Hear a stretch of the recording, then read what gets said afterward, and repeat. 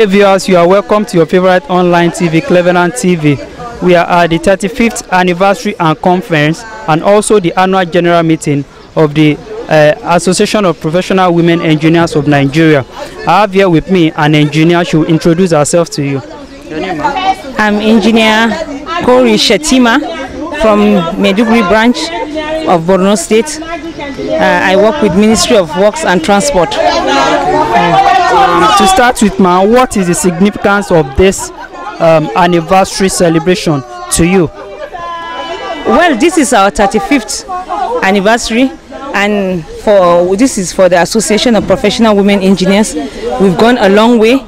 We started with just 35 years ago. Only 6 women, female engineers started this. Today, our number is way above what you expect, 3,000 and above female engineer, registered female engineers. It's concerning entrepreneurship. As an engineer, you don't have to work in the office. You can make your own money. You can invent things. We're nation builders, so you don't only have to work with the government. You can work on your own and make money. Okay, talking about the girl child, which is the focus of the association. So what plans or what have you been able to do with the girl child project in the north? Well, in the north, like in my place with the insurgency, we first have to even get the girl child into school, which we've gone around. Our governor, Honorable Kashim Shetima, has been very sensitive about the girl child education.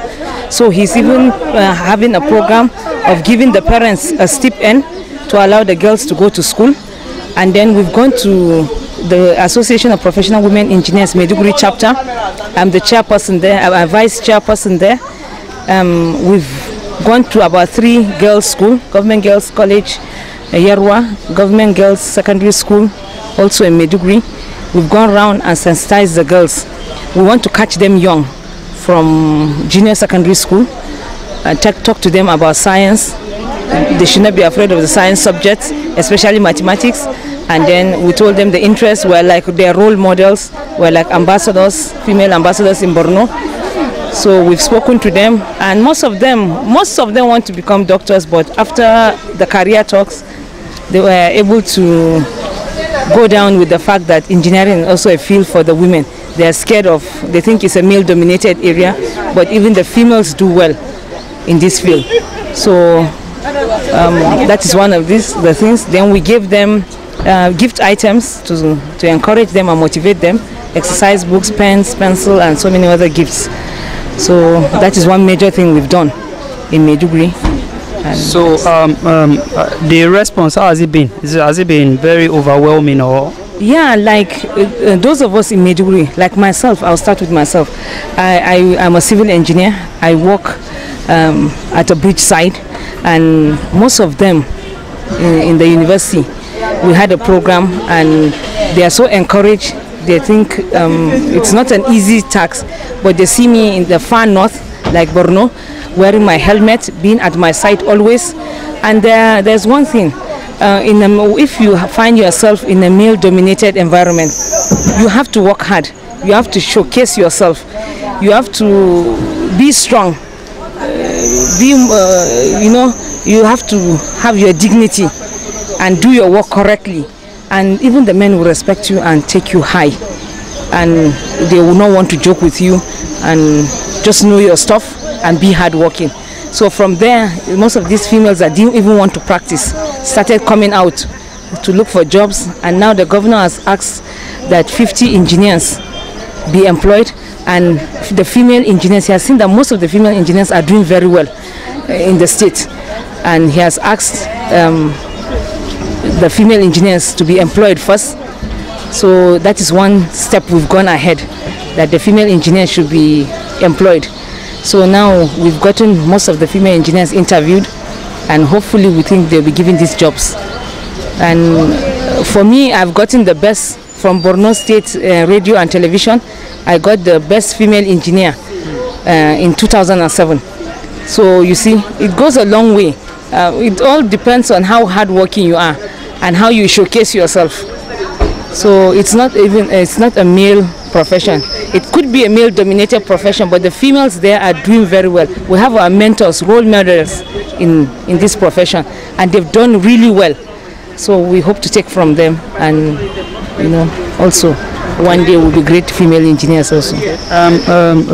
We know from the AGM meeting that was just concluded, we learned you'll be going for one of the seats in the House of Representatives, right?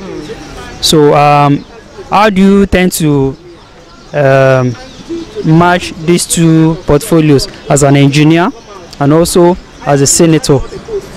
I'm running for the post of House of Assembly, MMC, Maiduguri Metropolitan Council. I'll start small. Our president, current president, Council for the Regulation of Engineering, in our last conference, he encouraged engineers, females and males, to go into politics. If you have, we can't all be on the field. Some might be on the field, some might be in the academics, and some have to be in politics, so that we have good representation. We want some things to be done for the engineers. We don't have a voice. So some of us have to be in politics. Some of us have to be legislators to represent the engineers. We have doctors. The speaker, the Senate speaker, is a doctor. If the doctors take any problem, he'll be ready to listen. So we need good representation of the engineers. A handful of them should be in politics. That is one driving force that took me there. And then I want good representation for women. There is no woman in the House of Assembly in Borno State. That also motivated me. I can put forward, Maiduguri has the females in general. We have after this insurgents, post-insurgents, we have a lot of problems that have to be corrected. So the second reason why I want to be there is to represent the women folk. We have a lot of problems. The men cannot represent us. The men cannot know the deep problems we have. So a woman is the only one that can represent a woman fully. So that's one of the reasons. These are two major reasons. And you can cope. It's all discipline of the mind. I can be at my work. I can also be a member. And then it's good representation. We need to be there, the engineers. So that is one reason why I wanted to run. If I may ask again, your family, your husband, are they in support when they learned or when you made your intention known to them? Well, even this my work as a female engineer in the northern part of Nigeria, I need a lot of support from my family. And if I don't get that support, I just completed a bridge there. If I don't, I work Saturdays, Sundays. If I don't get the support of my family, it's impossible for me. We have to balance this as female engineers. We have to balance the home and our work, or else things will not work out. And without their support, we cannot balance these two at all. So I have the support of my people, I have the support of my elders, I have the support of my family. They've been supporting me. That's why I could perform, I could do well at work. So I'm sure this is just an extension of my engineering. So I'm sure I'm able to put to use. I've been able to put to use seriously. I practice my profession. I'm proud to be an engineer, and I want to use these skills to move forward my country. And I have a passion for my profession. Whatever you are doing, you need passion and purpose to succeed. Thank you.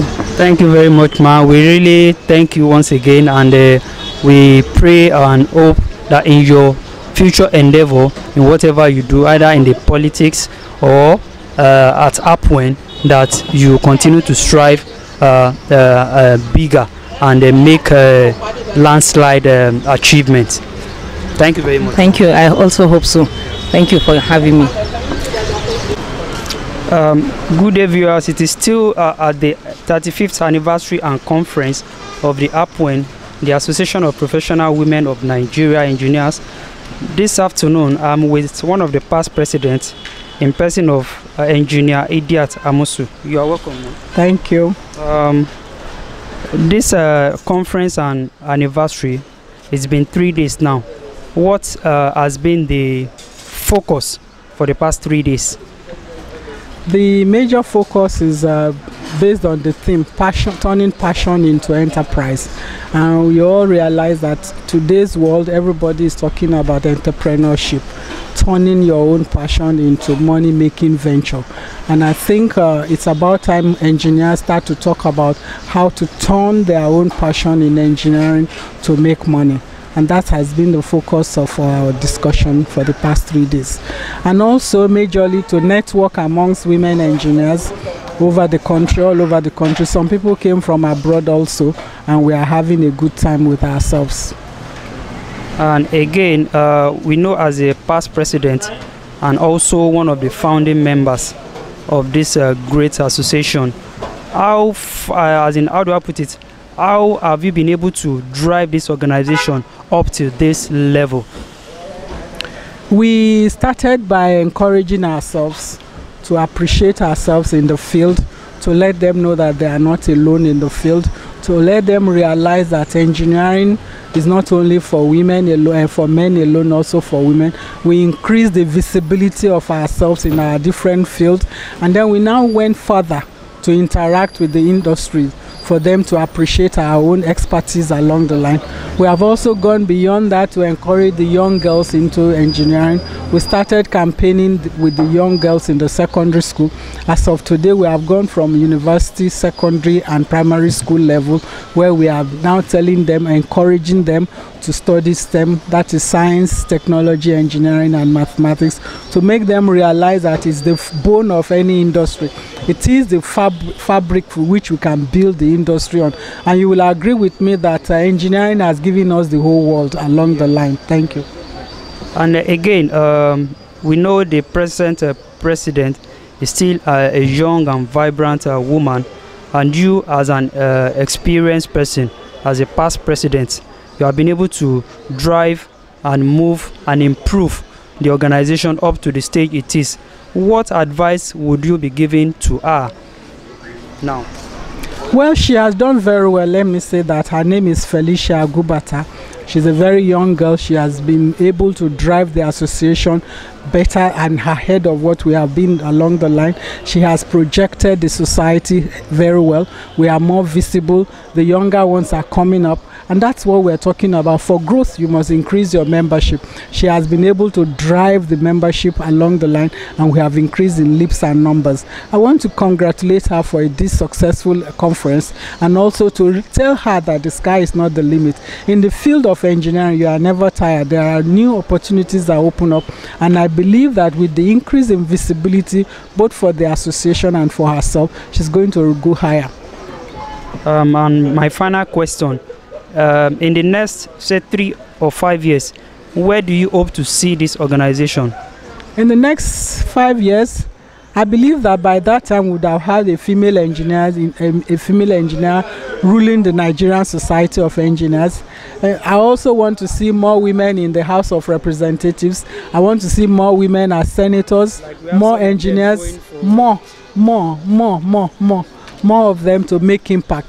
Because when we have technologically minded women ruling the world, there's going to be a lot of changes. There's going to be a lot of development in the country. Industries will grow, because with technology we can use it to drive almost everything. Thank you very much, ma'am. Okay.